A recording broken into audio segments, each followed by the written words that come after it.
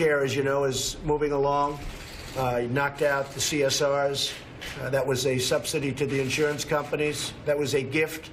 That was, frankly, what they gave the insurance companies. Just take a look at their stocks. Take a look at where their stock was when Obamacare was originally approved and what it is today. You'll see numbers that anybody, if you invested in those stocks, you'd be extremely happy. And they have given them a total gift. They have given them, you could almost call it a payoff, and it's a disgrace.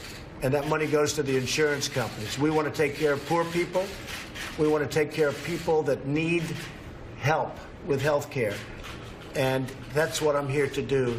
And I'm never going to get campaign contributions, I guarantee you that, from the insurance companies, but a lot of other people got them. You look at the Democrats, take a look at that. Take a look at how much money has been spent by the Democrats and by the health companies on politicians generally, but take a look at the coffers of the Democrats.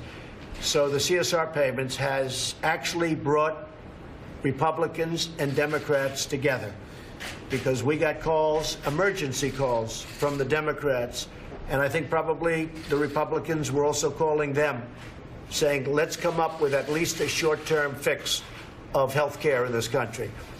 And the gravy train ended the day I knocked out the insurance company's money, which was last week.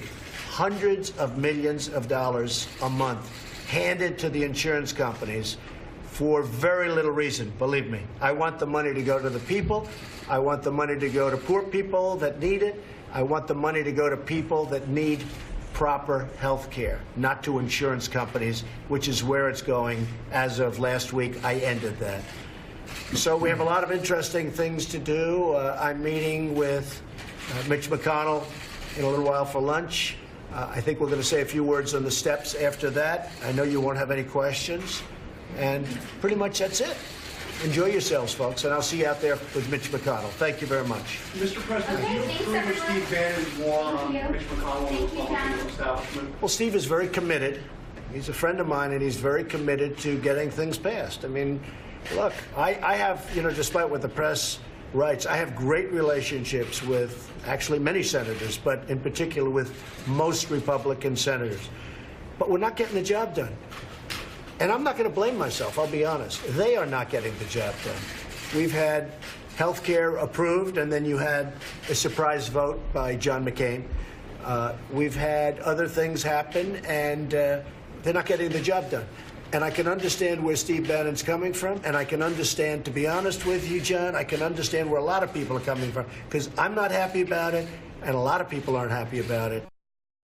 We need tax cuts. We need health care. Now, we're going to get the health care done. In my opinion, what's happening is, as we meet, Republicans are meeting with Democrats because of what I did with the CSRs, because I cut off the gravy train. If I didn't cut the CSRs, they wouldn't be meeting. They'd be having lunch and enjoying themselves, all right? They're right now having emergency meetings to get a short-term fix of health care, where premiums don't have to double and triple every year like they've been doing under Obamacare, because Obamacare is finished. It's dead. It's gone. It's no longer, you shouldn't even mention, it's gone. There is no such thing as Obamacare anymore. It is and I said this years ago, it's a concept that couldn't have worked. In its best days, it couldn't have worked. But we're working on some kind of a short-term fix prior to the Republicans getting together, maybe with some Democrats. Again, it's obstruction, but maybe with some Democrats to fix health care permanently. So I think we'll have a short-term fix with Republicans and Democrats getting together. And after that, we're going to have a successful vote, because, as you know, we were one vote short. And I think we have the votes right now, whether it's through block grant or something else, block granting the money back to the states, which does seem to make sense where the states run it, because it's a smaller form of government that can be more individually sensitive. So that'll happen fairly shortly. As soon as we have the next reconciliation, I think we'll get the vote for health care. I feel very confident of that. I think we already have the vote for health care. Sadly, the Democrats can't join us on that, which will be the long-term fix.